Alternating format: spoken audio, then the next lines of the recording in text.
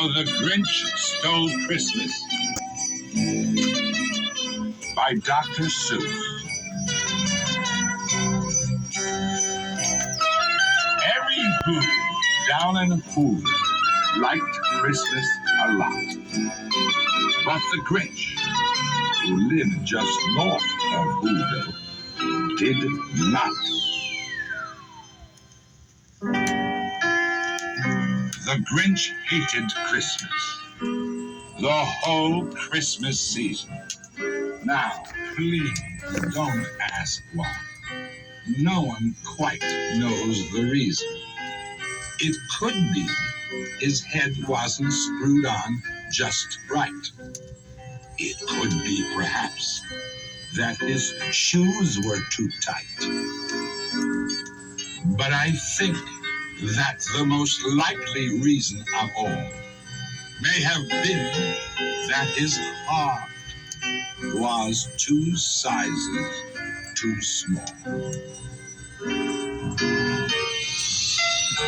But whatever the reason, his heart or his shoes, he stood there on Christmas Eve, hating the Who's, staring down from his cave with a sour, grinchy frown at the warm lighted windows below in their town. For he knew every Who down in Whoville beneath was busy now, hanging a mistletoe wreath. And they're hanging their stockings, he snarled with a sneer. Tomorrow is Christmas. It's practically here. And he growled, with his Grinch fingers nervously drumming. I must find some way to stop Christmas from coming. For tomorrow, he knew, all the Who girls and boys would wake bright and early. They'd rush for their toys.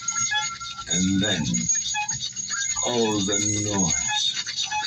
Oh, the noise. Noise.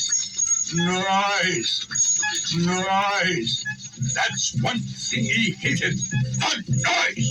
Noise. Noise. Noise.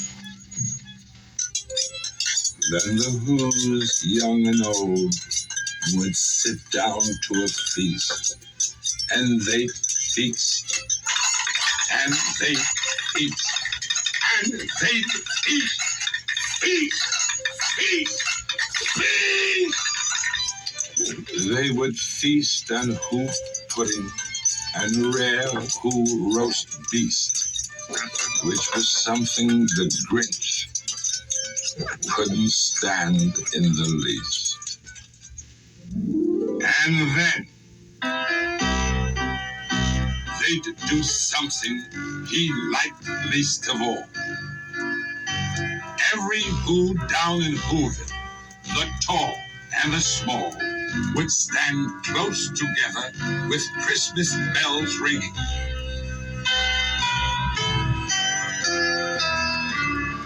They'd stand hand in hand, and the Who's would start singing.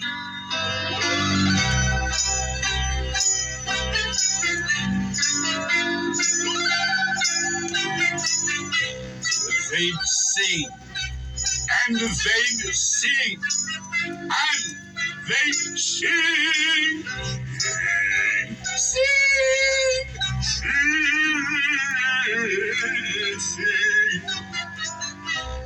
And the more the Grinch thought of this Who Christmas sing, the more the Grinch thought, I must stop this whole thing. Why, for 53 years, I put up with it now. I must stop this Christmas from coming. But how?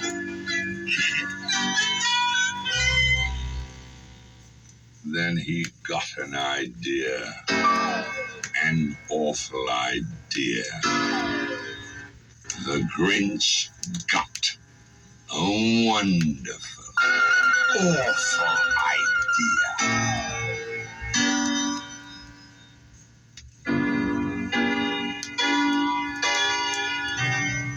I know just what to do. The Grinch laughed in his throat, and he made a quick Santa Claus hat and a coat, and he chuckled and clapped. What a great Grinchy trick! With this coat and this hat, I look just like Saint Nick. All I need is a reindeer. The Grinch looked around, but since reindeer are scarce, there was none to be found. Did that stop the old Grinch? No! The Grinch simply said, if I can't find a reindeer, I'll make one instead.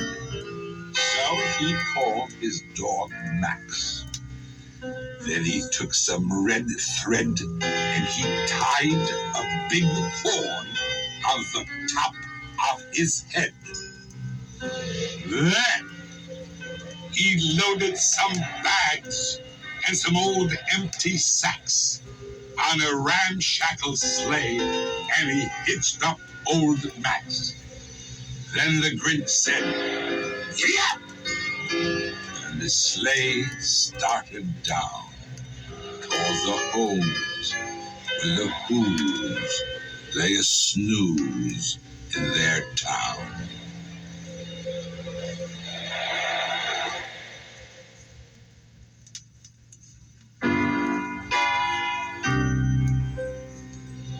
All their windows were dark. Quiet snow filled the air.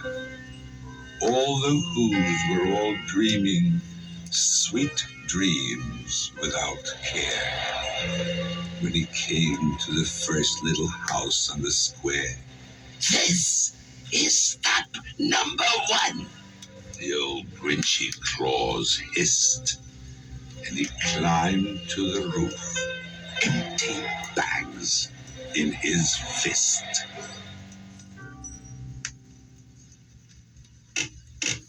Then he slid down the chimney, a rather tight pinch. But if Santa could do it, then so could the Grinch. He got a moment or two. Then he stuck his head out of the fireplace flue, where the little Who stockings all hung in a row. These stockings, he grinned, are the first things to go.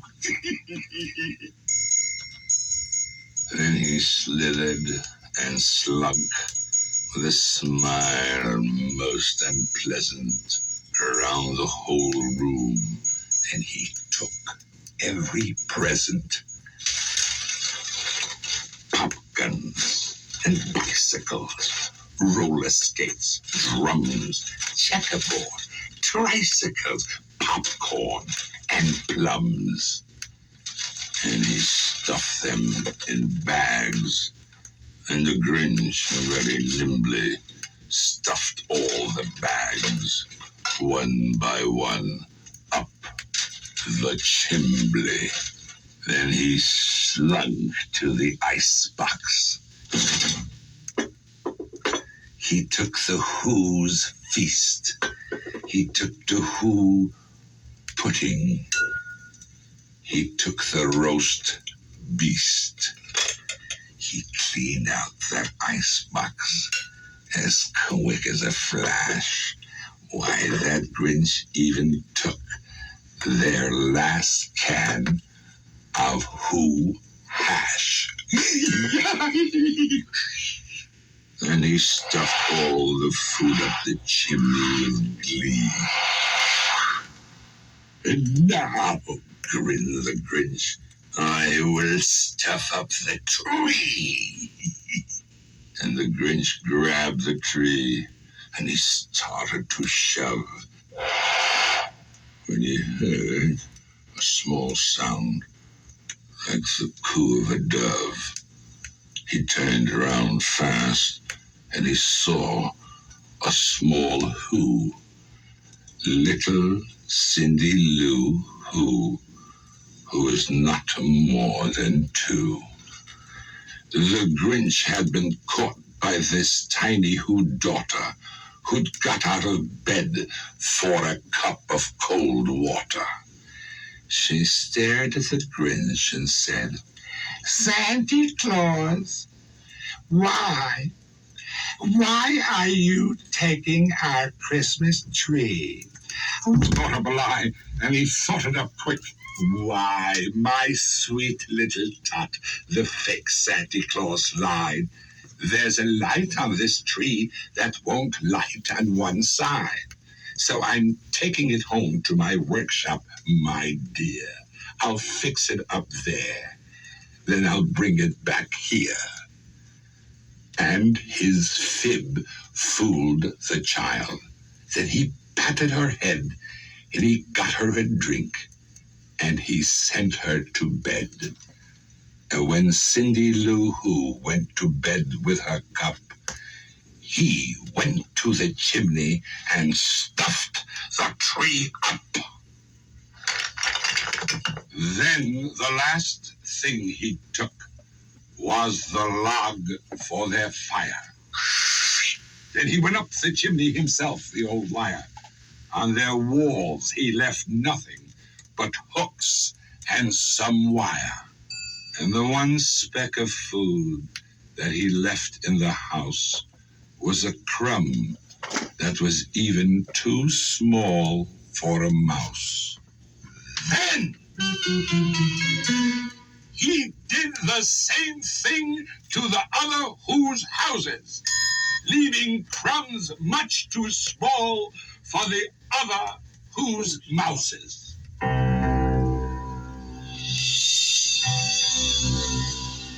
It was 1/4 dawn. All the Who's still abed, all the Who's still a snooze. When he packed up his sled, packed it up with their presents, the ribbons, the wrappings, the tags, and the tinsel, the trimmings, the trappings. 3,000 feet up the side of Mount Crumpet, he rode with his load to the tip-top to dump it. Pooh-pooh to the Who's, he was Grinchishly humming. They're finding out now that no Christmas is coming. They're just waking up. I know just what they'll do. Their mouths will hang open a minute or 2. And then the Who's down in Whoville will all cry. Ooh, ooh. That's a noise, grinned the Grinch, that I simply must hear. So he paused, and the Grinch put his hand to his ear. And he did hear a sound rising over the snow. It started in low, then it started to grow.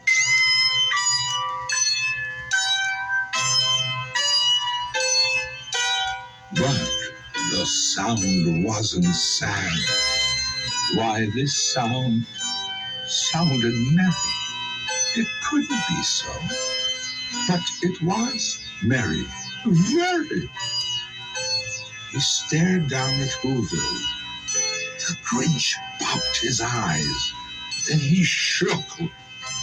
What he saw was a shocking surprise. Every Who down in Whoville, the tall and the small, was singing without any presents at all.